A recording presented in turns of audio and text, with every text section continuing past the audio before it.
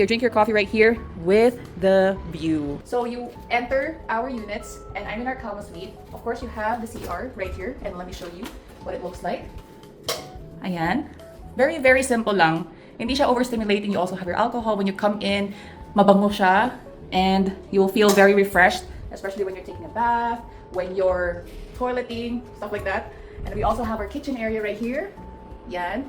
We only do light cooking, so we have our microwave, our heater, rice cooker, and your utensils right here. So we also have our dish soap and our hand soap, sponge, and also our hand towels. So very, very functional lang talaga yung aming kitchen. And then when you go forward, we have our small ref.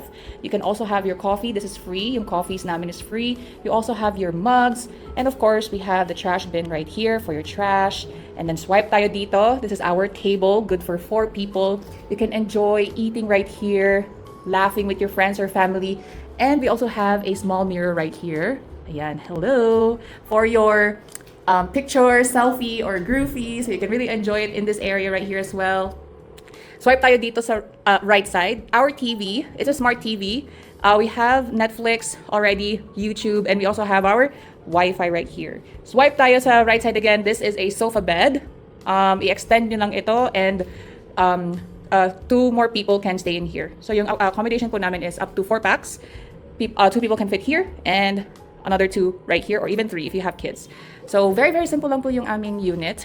You will have a very comfortable bed with our very, very nice kumot and pillows, very, very soft pillows. See?